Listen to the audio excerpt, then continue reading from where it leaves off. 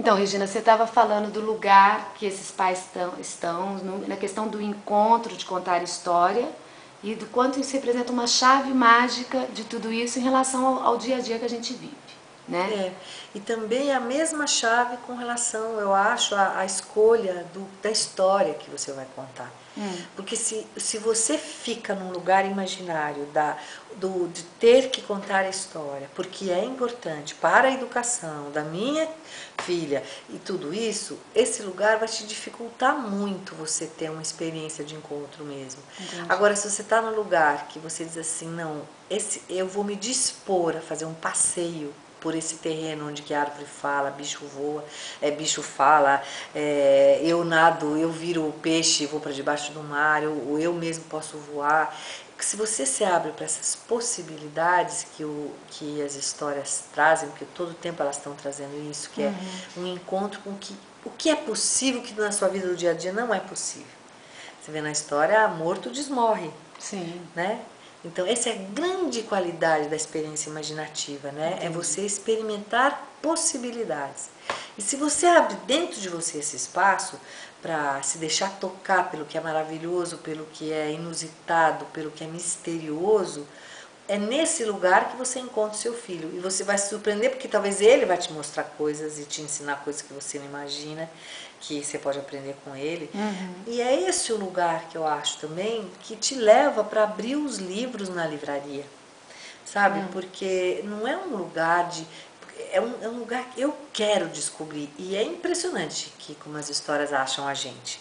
Que às vezes a gente começa a pesquisar, de repente alguém fala, nossa, sabe, você que gosta de história, ontem eu vi uma coisa, e aí começa a aparecer livro da bisavó, Ah, então começa a é por aparecer causa tudo. disso que eles vêm e batem na porta sem a gente pedir às vezes? Porque Eu eles já, vêm, né? nossa, o que eu já tive de livro que veio parar na minha mão que eu nunca nem ouvi falar. Por causa de gente que fala, ah, já sei, sabe, né? Eu fui na minha avó ontem, É. até gente que nunca pensou em história na vida, que passou todo dia na frente daquela estante e que nunca viu nada, mas aí se deixou tocar por esse universo numa palestra, alguma coisa, e depois me manda e-mail ou telefone, olha, eu fui na casa da minha avó, não é que ela tem uma coleção dos Mil e Uma Noites? Que maravilhosa! Porque você educa dentro de você mesmo esse valor, esse lugar para valorizar o que é bom. Então não adianta eu te dar uma lista interminável, falar assim, ou então falar assim, vai esse, ou procure aquele.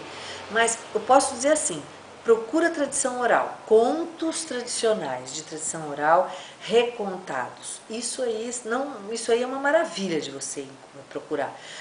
Isso você vai ver, não só os Grimm, mas tem as coleções brasileiras, os grandes folcloristas brasileiros que recontam, ou não só recontam, porque isso é uma coisa mais atual, que colecionam os contos tradicionais, tipo Câmara Cascudo, Silvio Romero, que são nomes aí do...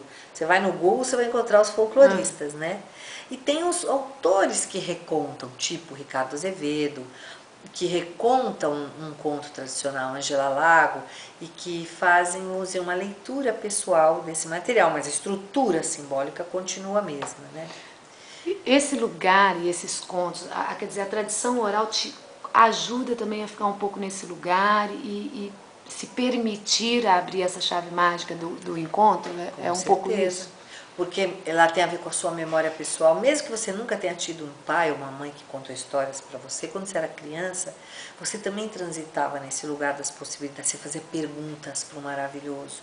Né? Então é como se você acorda dentro de você lugares onde as coisas faziam sentido, onde você fazia perguntas importantes quando era criança, onde você queria realmente saber coisas, né, sobre a origem das coisas, o que quer dizer isso, né? O menino perguntava, mãe, o que é a morte?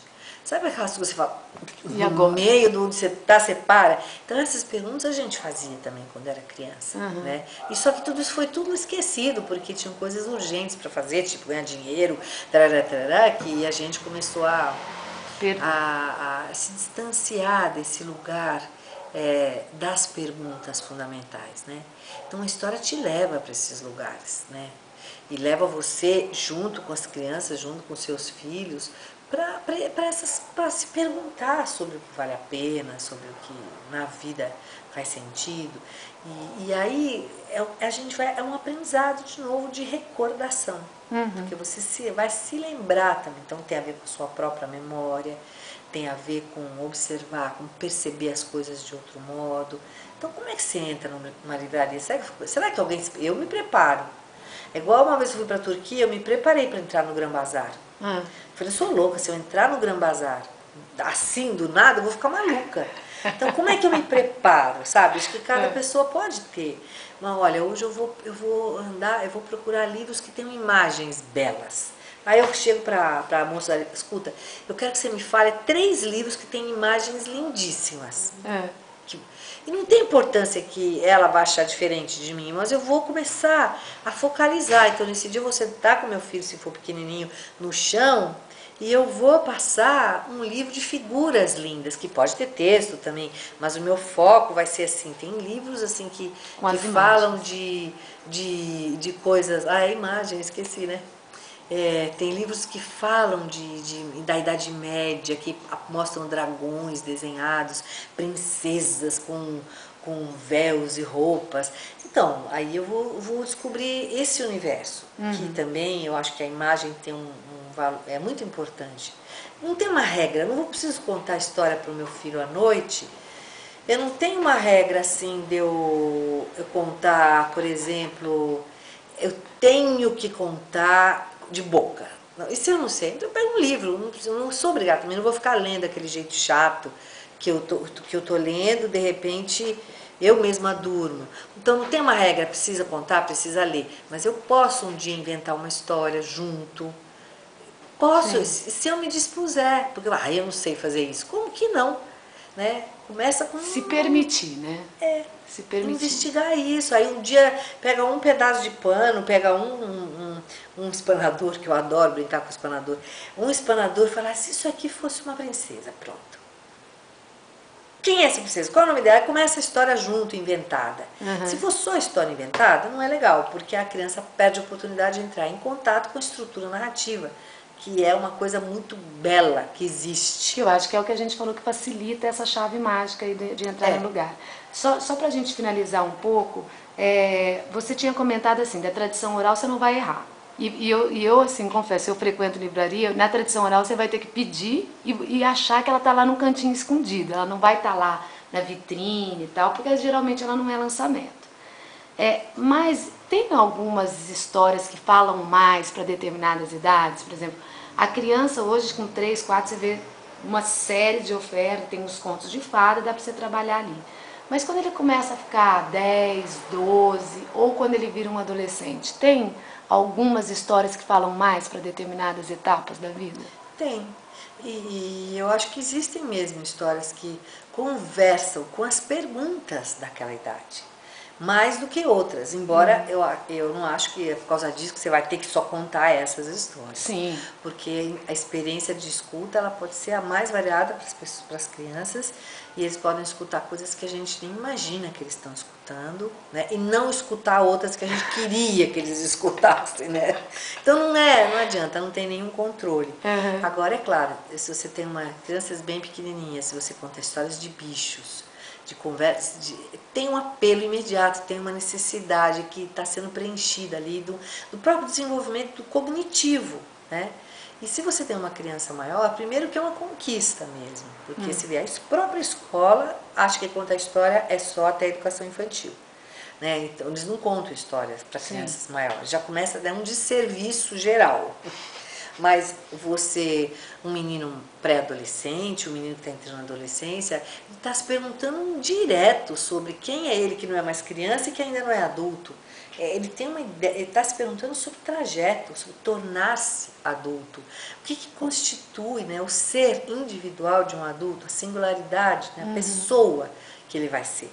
Então tem milhares de histórias de trajetos de heróis que falam dessa busca de si mesmo, que não fala a busca de si mesmo, mas é claramente um trajeto de um príncipe que vai se tornar rei. Então essas histórias, elas são muito propícias para uma idade de mais pré-adolescente. Pré-adolescente, para o próprio as histórias daqueles que estão buscando, o príncipe está buscando alguma coisa, está enfrentando obstáculos. Todas as histórias que falam disso, elas são muito adequadas para essa idade. Mas isso não quer dizer que você não possa contar essa mesma história para uma criança de 4. Sim. Né? Só que para não ficar essa coisa rígida, né? Eu tô aqui, eu não sei, eu preciso achar uma história que seja, né? Mas eu de verdade acho que ainda a disposição interna para escutar e perceber o seu filho é o que te dá a direção.